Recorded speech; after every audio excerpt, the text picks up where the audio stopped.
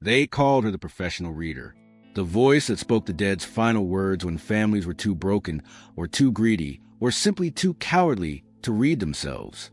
For 15 years, Clara Vance had made her living sitting in rooms full of people who hated each other, reading wills that tore families apart or stitched them back together with strings of money and resentment and a particular brand of grief that came from learning exactly how little the deceased had thought of them. She was invisible, necessary, forgotten the moment the check cleared and the family drove away from whatever mansion or estate or hospital room had temporarily become her workplace. She had read wills for drug lords leaving fortunes to pet iguanas named Mr. Whiskers, for movie stars disinheriting children who hadn't visited in decades except for Christmas cards containing nothing but signed photographs and requests for money, for politicians whose final acts were to expose their own corruption and name names in the grave, reading their own obituaries aloud as evidence packages, for ordinary people whose entire worldly wealth amounted to a house with mortgage and a cat with attitude problems and a collection of ceramic frogs they collected from garage sales. Leave it all to the neighbor who brought them soup during chemotherapy, because the neighbor was the only person who had shown them kindness in years. She had watched families embrace across tables they'd spent avoiding at Thanksgiving. She had watched siblings throw punches at each other over antique furniture worth more than cars. She had watched grown children collapse in guttural sobs when the parent, who never loved them enough, confirmed it in black and white, signed and witnessed, notarized and forever binding. She had held the hands of widows while they wept. She had been screamed at by disinherited sons. She had been bribed by mistresses, hoping the change will contents. She had been threatened by lawyers protecting secrets the dead had wanted told. She had sat in rooms where the air itself seemed poisoned by accumulated greed and grief, and a particular desperation of people who realized too late that money cannot buy back time, cannot purchase forgiveness, cannot rewrite the past no matter how many zeros follow the dollar sign. And through it all, through thousands of pages of other people's final words, through confessions and disownings and bizarre bequests that made her question humanity's capacity for both evil and love in equal measure, Clara Vance had maintained one rule: she never cried. Not once. Not for the sweet grandmother, leaving everything to her cats. Not for the father who finally acknowledged the daughter had abused. Not for the young mother, leaving custody instructions for a child she had never seen grow up because cancer had won.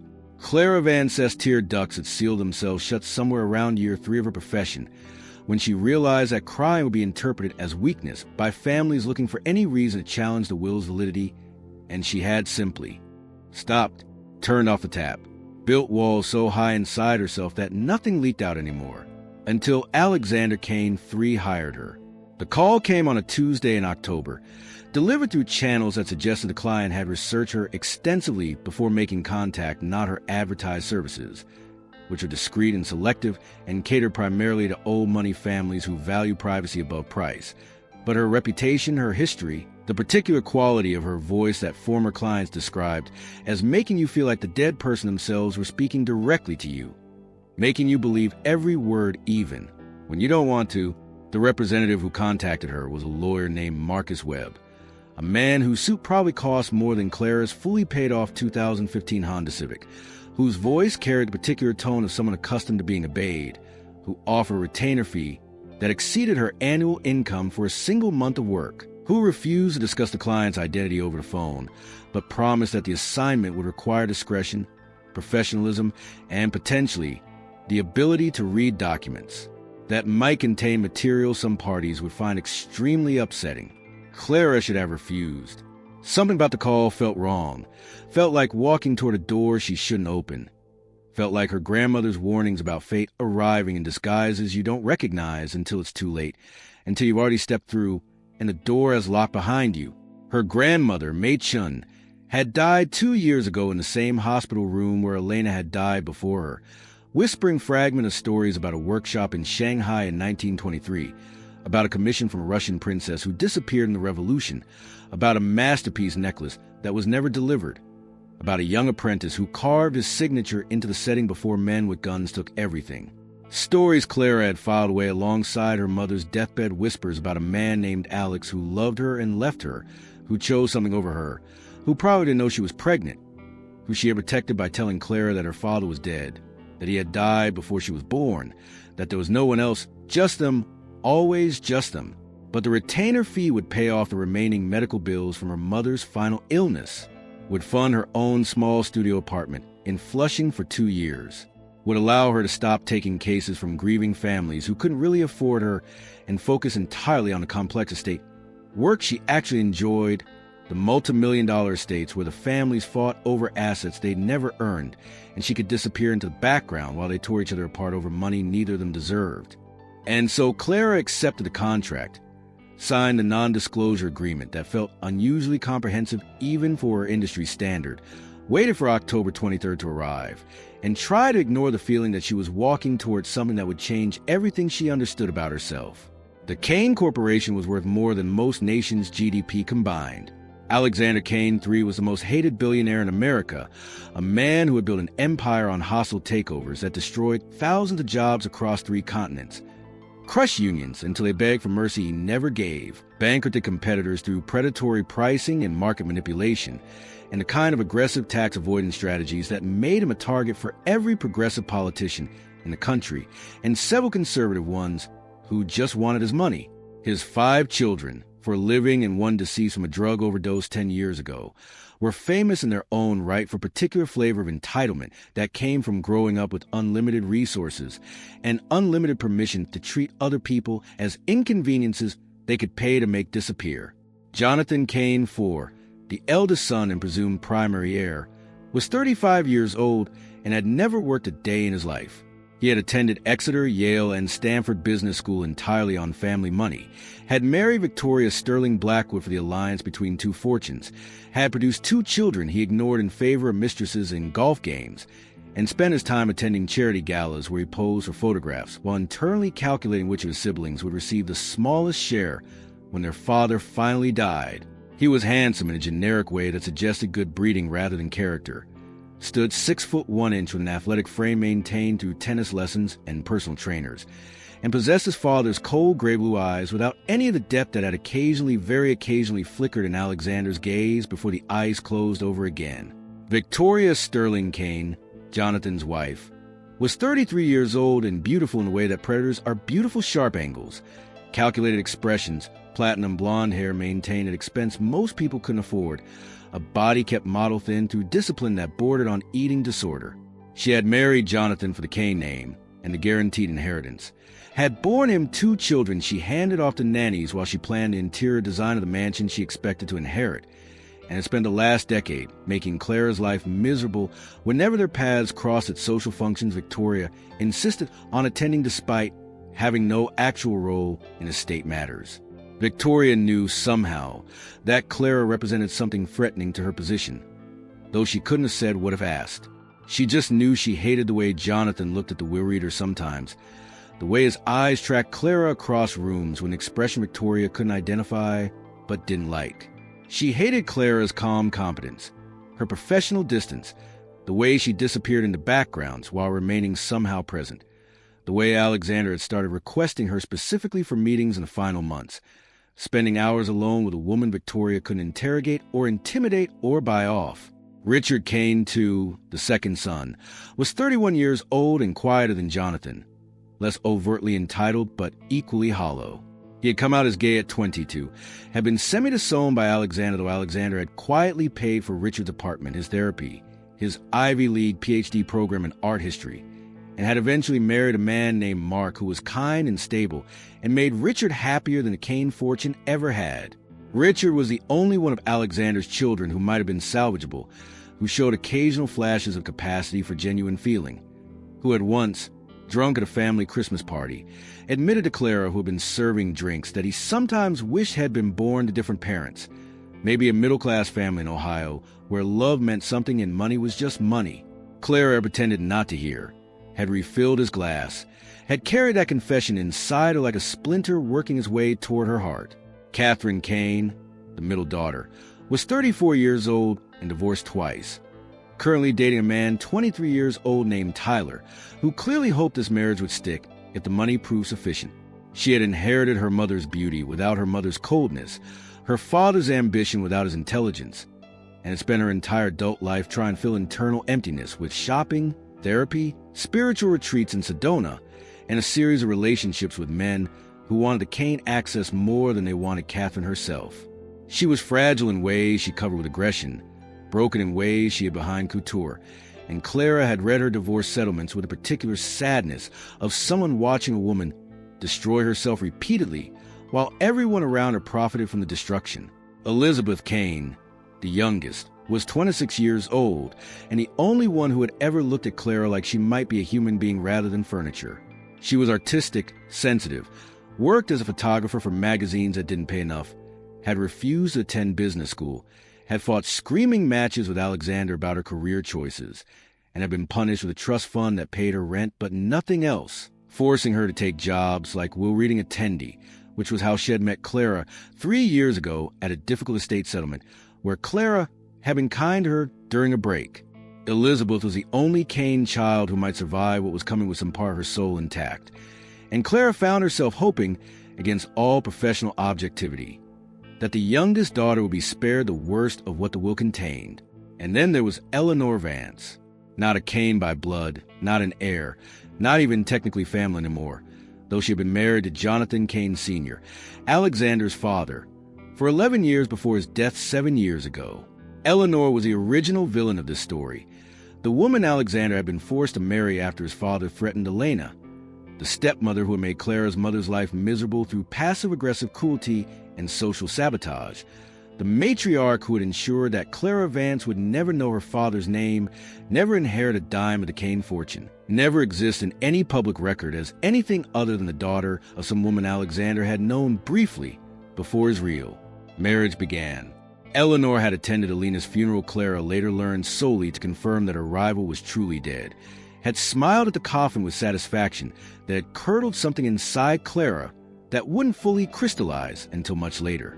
And now Eleanor sat in the front row of the library, wearing black diamonds worth more than Clara would earn in a decade, her lips curved in the satisfied smile of a woman who believed she had won, who had no idea that the will about to be read would expose her husband's crimes, dissolve her marriage posthumously, leave her with nothing, and reveal that the daughter-in-law she had tortured for 32 years was actually the sole heiress to everything she had ever touched. Clara arrived at Kane Manor on October 23rd at 2:47 p.m., driven through gates that probably cost more than her childhood home, up a driveway that stretched longer than some airport runways, past lawns landscaped by teams of workers whose annual salaries would have covered her rent for a decade, past fountains and sculptures, and a main house that rose from the Hudson Valley landscape like an accusation. Georgian architecture expanded continuously for 200 years until it resembled a small city more than a residence, with ballrooms and libraries and galleries and a private chapel that could seat 800, currently decorated for what the family invitation had termed a celebration of life, but which everyone involved understood was actually a vulture's assembly awaiting the distribution of approximately $100 billion among the survivors.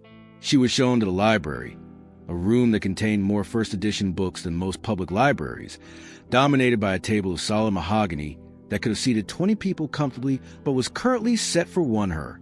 The chair at the head of the table was positioned to face the room, with microphones, recording equipment, and a screen that could descend from the ceiling for multimedia presentations. The family would assemble in chairs arranged in a semicircle around the table's perimeter, close enough to hear every word, far enough to maintain the illusion of dignity that wealthy people preferred even when tearing each other apart. At 3:15 p.m., they began to arrive.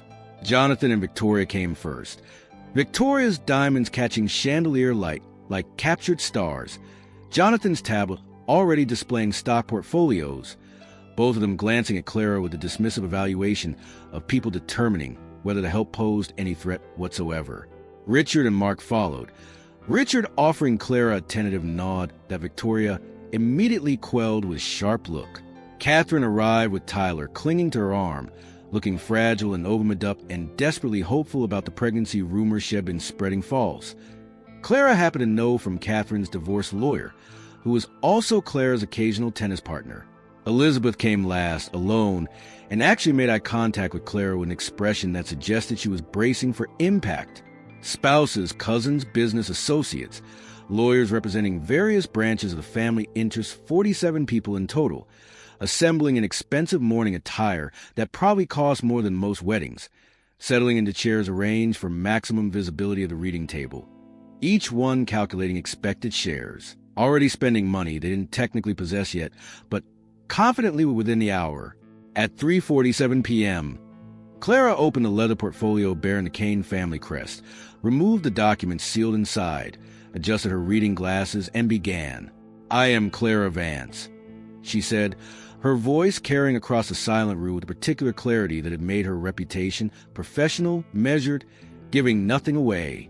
Professional will reader, appointed by the deceased Alexander Kane III to read his last will and testament. I have been retained to ensure that his final wishes are executed with precision, discretion, and complete adherence to both legal requirements and the spirit of his intentions. Let us begin. She read the opening formalities, first a declaration of testamentary capacity Alexander Kane III, being of sound mind and body notwithstanding terminal illness. The revocation of all previous wills, there had been 7, each one allocating assets differently as Alexander's relationships with his children shifted like tectonic plates, each one reflecting his growing despair and increasingly desperate attempts to buy forgiveness through money he knew they didn't want, the appointment of executors and trustees at a prestigious law firm, a bank trust department, and, surprisingly, Clara Vance herself as executor of certain specific provisions. The family listened with the patience of people who knew the real content was coming, who were tolerating the legal preliminaries the way one tolerates turbulence before landing, knowing that once through, the destination would make everything worthwhile. Then she turned to Article 1 primary bequest, and her voice, which had remained steady through thousands of pages of other people's final words, through confessions and disownments and bizarre bequests that had made her question humanity's capacity for both evil and love, caught on the first sentence of Article 1 like a finger on a trigger she hadn't known existed inside her. "To my daughter," she read, and stopped. The room went so silent that she could hear the chandelier crystals humming in the air current, could hear her own heartbeat suddenly loud in her ears, could feel 47 pairs of eyes locking onto her face with the collective weight of confusion and dawning horror and the primitive animal recognition that something had just gone terribly, terribly wrong. Her eyes moved across the next words, and something in her chest, something that had been locked tight for 32 years since her mother died, whispering about a man who chose ambition over love, began to loosen, began to shake, began to crack open like a safe that had been sealed since before she was born. "To my daughter, Clara Vance." Her voice emerged smaller now, less professional, trembling at the edges in a way that violated 15 years of perfect composure, born of Elena Vance, the only woman I ever loved, whom I abandoned in cowardice in 1979 under threat from my own father, who carried my child in secret and raised her in poverty without ever asking me for a single cent, who made her into the remarkable woman sitting at this table today without any help from the name Kane or the fortune it represents. The scream that erupted from Jonathan Kane split the silence like an axe splitting wood. It wasn't a word, just sound, the noise an animal makes when its throat is being torn out, the vocalization of a man whose entire universe had just collapsed into a singularity of impossibility. He was on his feet, chair thrown backward, face purple with a rage that had bypassed grief entirely and landed somewhere primal and violent, pointing at Clara with a finger that shook with the force of his denial. "That's impossible," he screamed. "That whore is lying. That document is forged. My father would never," he stopped, because a screen was descending from the ceiling, and Alexander Kane III's face appeared, larger than life, recorded weeks before his death, looking gaunt and terrible and more alive than anyone in that room had ever seen him. "My name is Alexander Kane III. His voice filled the library through speaker's position for acoustical perfection. "If you are watching this, I am dead, and everything I am about to tell you is true. About Elena Vance, about our daughter, about the choice I made in 1979 that has haunted me every day for 44 years, about the empire I built specifically, exclusively, entirely, for the daughter I was too cowardly to claim." Clara's hands were trembling on the will document. Tears were streaming down her face for the first time in 15 years of professional reading, streaking her carefully neutral expression, revealing the woman beneath the mask. Because she was watching her father's face, hearing his voice, seeing tears in his eyes that his children had never seen, Listening to him describe her mother, Elena had eyes the color of honey whiskey and a laugh that made me forget my own name. She was studying art at Cooper Union when I met her, working 3 jobs to pay tuition, living in a studio apartment in Flushing that smelled like turpentine and possibility. I told her I was a graduate student. I told her my name was Alex Kane, not Alexander Kane III, heir to an empire my father ruled like a kingdom. I told her I loved her, and I meant it. I meant it more than I had ever meant anything. On the screen, Alexander's face crumbled.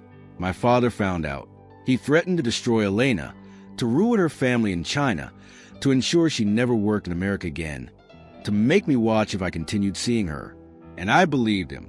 I was 29 years old and terrified of losing everything I had been born into, so I believed him. I broke Elena's heart. I let her walk away, carrying my child. I married Victoria's mother 6 months later for the alliance.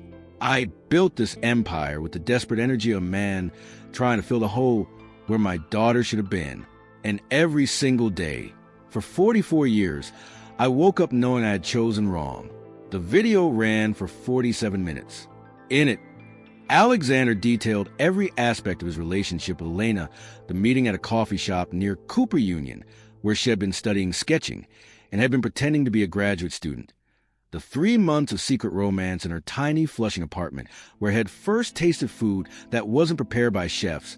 The night head told her he loved her, and she had cried because she loved him back but knew it couldn't last. The discovery of her pregnancy and his simultaneous discovery of his own father's ultimatum.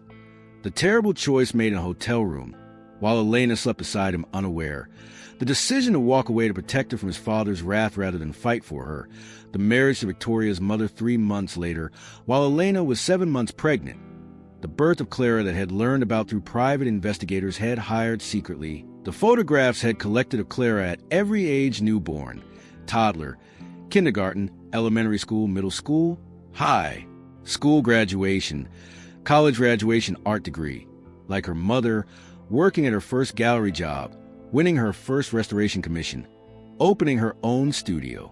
44 years of photographs of a daughter had never held, never acknowledged, never claimed, but had loved every single day of his selfish, cowardly, ruined life.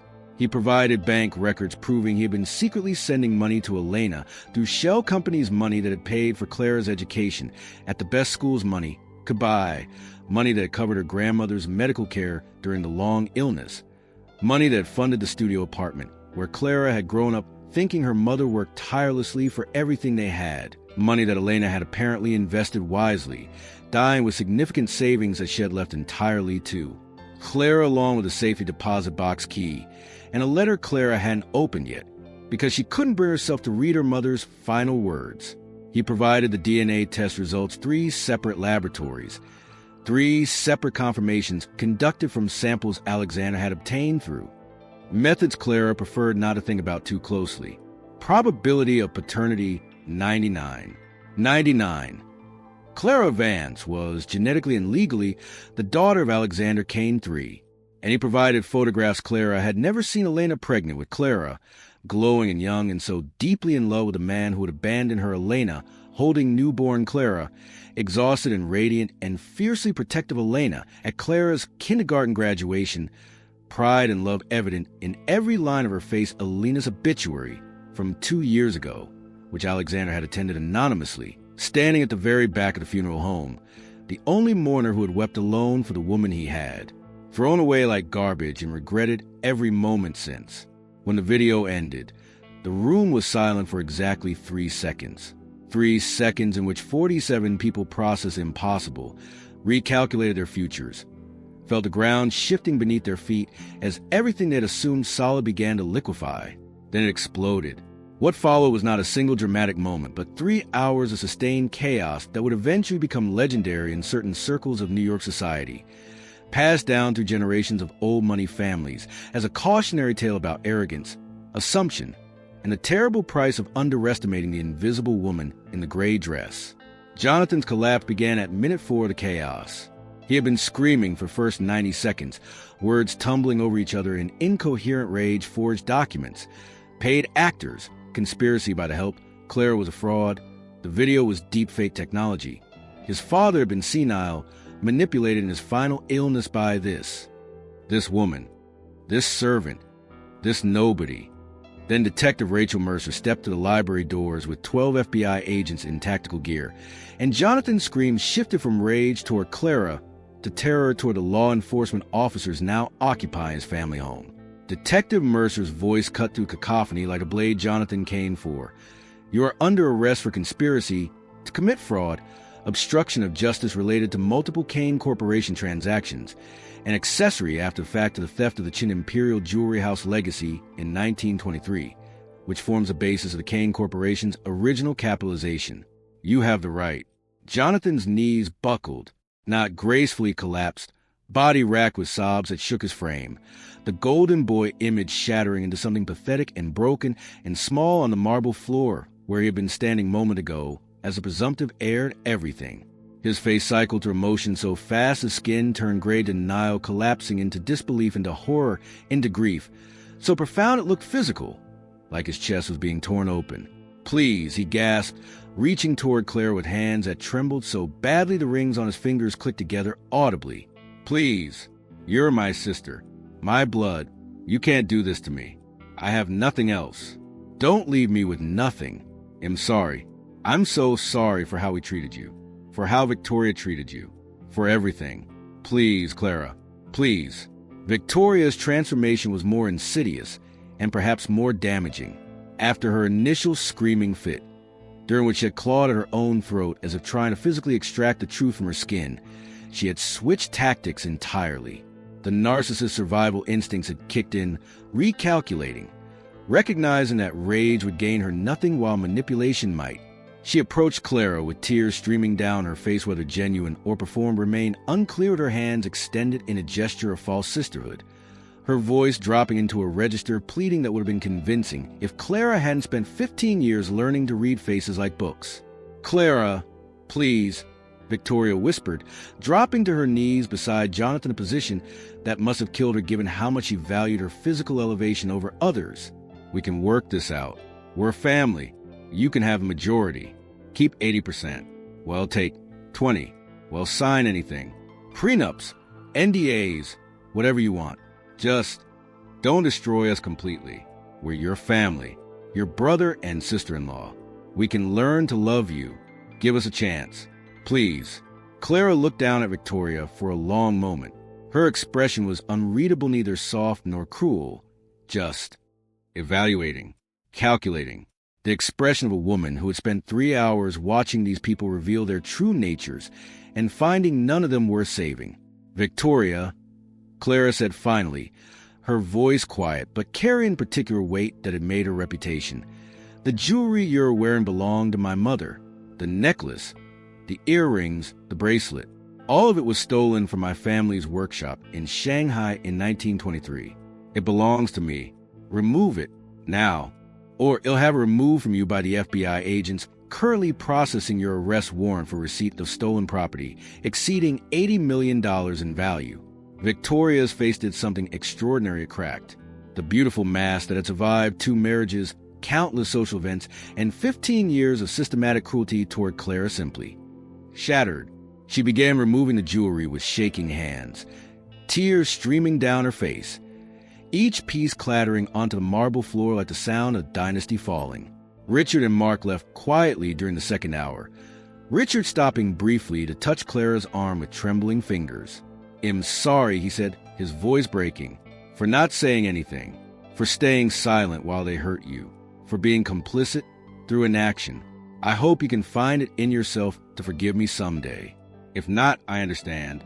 Then they walked out, and Clara watched them go with something that might have been relief, or might have been envy, or might have been the ghost of a path not taken. Catherine fainted during hour 2 and had to be carried out by Tyler, who seemed genuinely concerned rather than performance concerned, which was perhaps the first authentic emotion Clara had seen from anyone in that room besides Elizabeth and Richard. As they passed, Clara caught Catherine's eye and said, quietly, the men you choose reflect the father issues you haven't resolved. Find someone who sees you, not your daddy issues projected onto a warm body. You deserve better than Tyler. You've always deserved better. Elizabeth, as the tea throughout it all in stunned silence.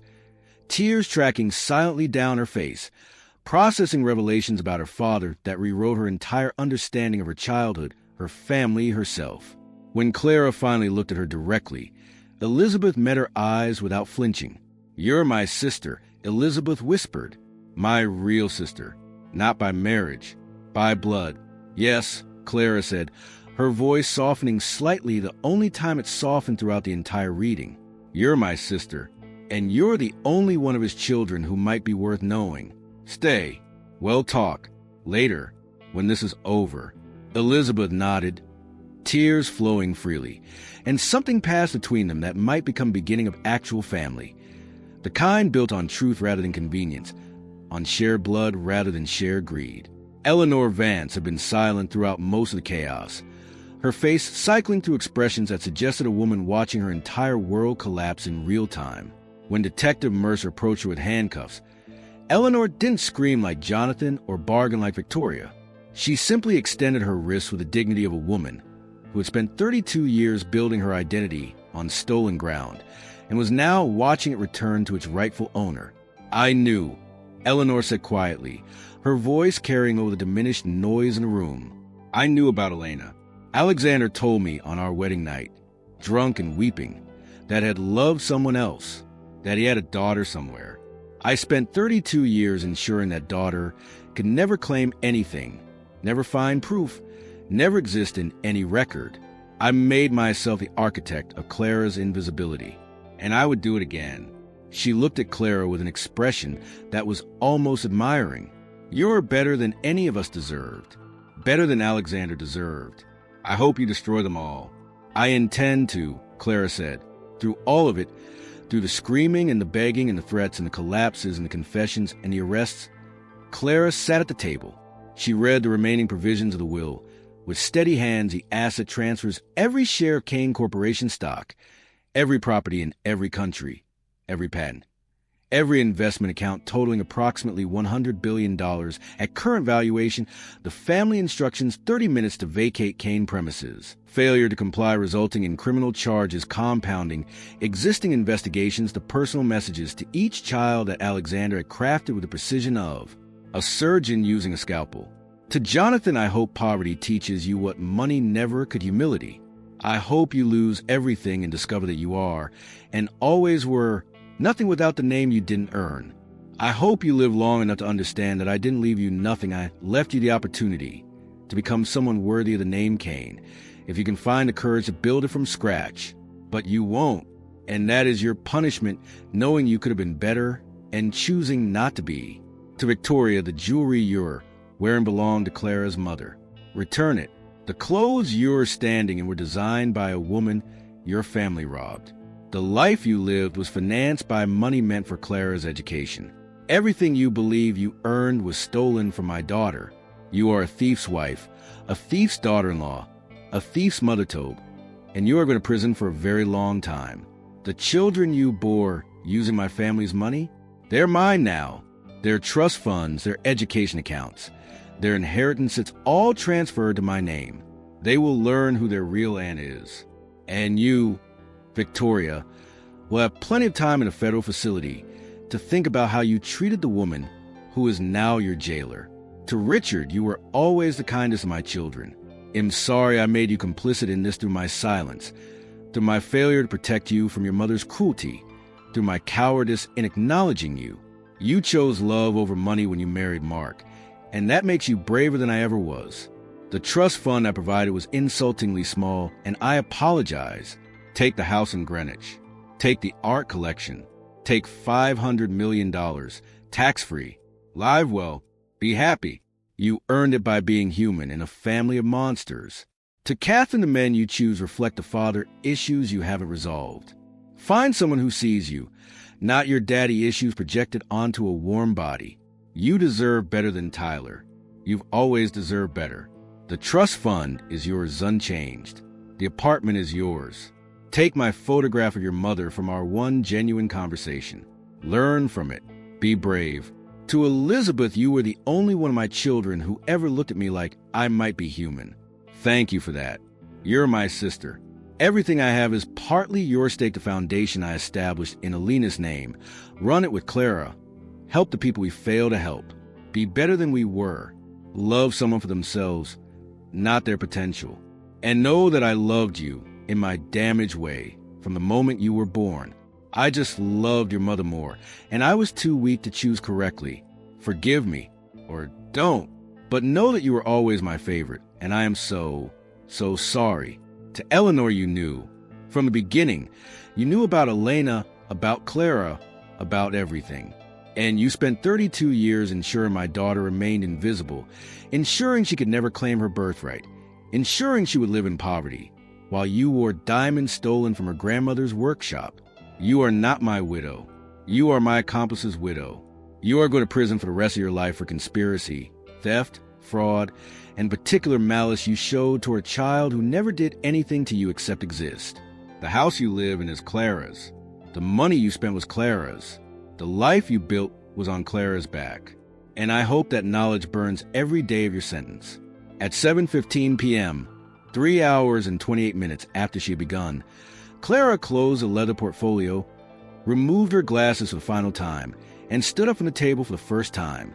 The room, which had been variously screaming, weeping, threatening, bargaining, collapsing, and falling silent in exhausted defeat, turned toward her with the collective attention of people who just realized that the woman they had dismissed as hired help, as invisible labor, as a necessary inconvenience to be tolerated until the check cleared, was now the owner of everything they had ever touched, everything they had ever owned, everything they had ever been. Everything in this will is mine, Clara said, her voice carrying the quiet, terrible weight of absolute authority that commanded immediate obedience from everyone still capable of hearing. This house, this company, these patents, these investments, this art, these cars, every dollar, every property, every share. It was always mine. My father built it for me. You were borrowing it. The borrowing period is over. You have 30 minutes to collect your personal belongings and vacate Kane premises. Failure to comply results in trespassing charges, compounding existing fraud investigations. The clock starts now. She walked out to the main entrance, not the service door, carrying a portfolio under her arm, the North Star necklace blazing at her throat where it had always belonged, the Kane family signet ring on her finger where the crescent moon matched her birthmark, the tablet in her other hand displaying total asset value confirmation, $100 billion USD and counting. Behind her, the Kane family scattered like autumn leaves in wind, Jonathan being escorted to FBI vehicle in handcuffs, still weeping, Victoria being processed with jewelry theft charges with empty wrists and ruined makeup, Richard and Mark's taillights visible as they drove toward a future that might actually contain happiness, Catherine being loaded into ambulance, still unconscious, Elizabeth following toward the exit with expressions suggesting she intended to stay, and Eleanor Vance being placed under arrest with the dignity of a woman who had known this was coming for decades and had accepted it as the price of 32 years of stolen luxury.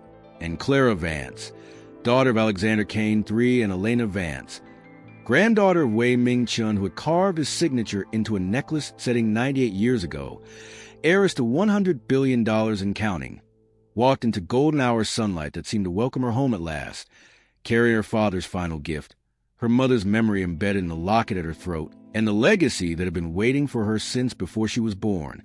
The reading was over. The will was valid. The daughter was home. And somewhere, she hoped, Elena and Alexander were finally at peace, watching their girl become the queen